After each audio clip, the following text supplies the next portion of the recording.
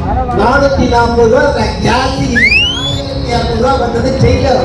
அப்ப main picture எப்படி இருக்கும்? என் படிப்பு சகோதரி நிர்வாணமாக அழைச்சு வரப்பட்டது ட்ரெயிலர் என்றால் மெயின் பிக்சர் எப்படி இருக்கும்? எங்கள் பரன்காரர்களுக்கான பிரதமர் அவர்களே, எங்கள் பாட்டாளிகளுக்கான பிரதமர் நீங்கள் இல்லை, எங்களுக்கு நீங்கள் வேண்டாம். பாண்டுராமனுக்கு பிடித்த பூ தாமரை பூவா, நியாயமானது. ஆனா பாட்டாளிகளுக்கு பிடிக்காத பூ தாமரை பூதாண்டா. இன்று முதல் அண்ணன் அண்ணாமலை அவர்களே ஆட்டுக்குட்டி என்று சொல்வதை நாங்கள் விட்டுவிடுகிறோம். நீங்கள் படித்த 20,000 புத்தகத்தில் மூளையை பற்றி ஒரு புத்தகம் கூட இல்லையா? கோயம்புத்தூர்ல வெயில் அதிகரிச்சதுக்கு திமுக தான் காரணம். இவ்வளவு பெரிய கண்டுபிடிப்பு இது ஆளும் முயற்சிதான் இது வெயில் அதிகரிக்கிறதுக்கு காரணம்னு சொல்றாங்க. உங்க மூளையை பார்த்து நாங்க வியப்போம். இன்னும் ஒரு முறை எங்கள் தலைவரை பற்றியோ அல்லது மற்றவர்களை கூட பற்றியோ தரக்குறைவாக பேசினார்கள், நாங்களும் காகிதம் எடுக்க வேண்டும் என்பதை நீங்கள் தான் தீர்மானிக்கிறீர்கள். முதல்ல உனக்கு மூளை இருக்காது போய் சோதி, முதல்ல சோதி. அதுக்குள்ள இருக்கிற மூளையா இல்ல களிமண்ணான்னு தெரியும். அண்ணே உன் வயிற்று எனக்கு புரியுது, உனக்கும் சேர்த்துதான் பேசுறேன். அமைதியா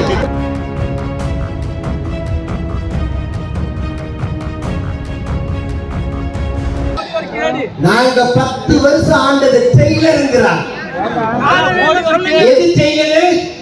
440 ரூபாய் ஜாஸ்தி, 1200 ரூபாய் வந்தது ட்ரெயிலர். அப்ப மெயின் பிக்சர் எப்படி இருக்கும்? 73 ரூபாய் வித்த பெட்ரோல் டீசல்களை இன்னைக்கு 100ஐ தாண்டி இருக்கிறது. ட்ரெயிலரே இப்படி இருக்குன்னா மெயின் பிக்சர் எப்படி இருக்கும்? நல்லா புரிஞ்சுக்கங்க. என் படிப்பு சகோதரி நிர்வாணமாக அழைச்சு வரப்பட்டது ட்ரெயிலர் என்றால் மெயின் பிக்சர் எப்படி இருக்கும்? எங்கள் வீராங்கனைக்கு பாதுகாப்பு இல்லை என்ற போது உங்கள் ட்ரெயிலர் இப்படி இருந்தால் மெயின் பிக்சர் எப்படி இருக்கும்? நீங்கள் பரன்காரர்களுக்கான பிரதமர் அவர்களே, எங்கள் பாட்டாளிகளுக்கான பிரதமர் நீங்கள் இல்லை, எங்களுக்கு நீங்கள் வேண்டாம். இவ்வளவுதான் நம்ம சொல்ல வர அந்த தேர்தல். எதுவுமே வேண்டாம். ஒரு பிராமணன் ஒரு ஆலயத்துக்குள்ள உட்கார்ந்துட்டு சொல்றான், ஏன் டாவ் போட்டு பேசுற? நான் சொல்றான், பாண்டுராமனுக்கு பிடித்த பூ தாமரை பூவா, நியாயமானது. ஆனா பாட்டாளிகளுக்கு பிடிக்காத பூ தாமரை பூதாண்டா. எனக்கு பிடிச்சதுன்னா பாட்டாளிகளுக்கு பிடிக்காத வந்தோம். ஏன் கேட்டா ஆலயத்துக்குள்ள பிரச்சாரம் பண்றான் சார். ஒரு தெய்வம் அன்பை தேடி அன்பை நாடி தன்னுடைய துக்கங்களையும் கவலைகளையும் தெய்வத்தின் முன்னாடி ஒப்படைக்குவதற்காக ஓடி சரணடைகிற அந்த பொதுமக்களுடைய நம்பிக்கையை தெய்வத்தின் முன்னால் உட்கார்ந்துகிட்டு ஒருத்தன் அரசியல் பண்ணிட்டு இருக்கான் சார். ஒரு தலைவர் வந்திருக்காரு. யாரு? பாஜக மாநில தலைவர் அண்ணன் அண்ணாமலை அவர்களை அண்ணேன்னு சொல்றது ஒரு 3 நாள் வரைக்கும் நியாயம் நினைச்சு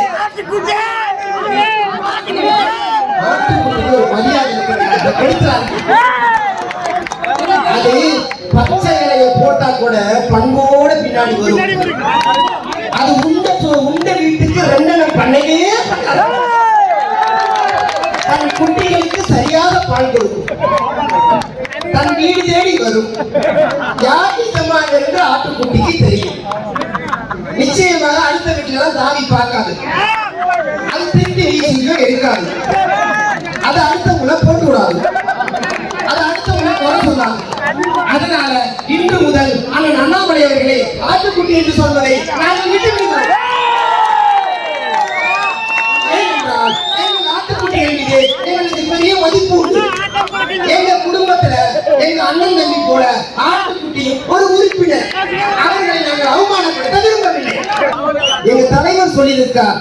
என்ன சொல்லியிருக்கிறார்னா, தனி மனித விமர்சனம் என்பது அரசியல் இருக்கக்கூடாது என்று. அண்ணே அண்ணே உன் வயிற்று எனக்கு புரியுது, உனக்கும் சேர்த்துதான் பேசுறேன். அமைதியா. ஆனால் ஒரு 4 நாட்களுக்கு முன்பு எங்கள் தலைவரை அவர் விமர்சனம் செய்கிறார். என்ன விமர்சனம் செய்கிறார்னா, மூளை நல்லா இருக்கான்னு போய் டெஸ்ட் பண்ணி கேட்கிறார். எனக்கெல்லாம் எனக்கு ஒண்ணுமே புரியல. அண்ணன் அண்ணாமலை அவர்களே, நாம ஒரு பொருளை வாங்கணும்னா பொருளை வாங்குவோம்? நம்ம கிட்ட இல்லாத பொருளை தான் வாங்குவோம். அதானே நாம ஒரு விஷயத்த நிறைய பேசிக்கிட்டே இருந்தோம்னா ஐயோ இந்த பொருள் மேல ஆசை இருந்தா தான் பேசுவோம். ஒருவேளை உங்களுடைய சிந்தனை நமக்கு மூளை இல்லையே என்பதற்காக இந்த வார்த்தை சொன்னீர்களா, அல்லது நீங்கள் படித்த 20,000 புத்தகத்தில் மூளையை பற்றி ஒரு புத்தகம் கூட இல்லையா? நாங்க கேட்கறது அவ்வளவுதான்.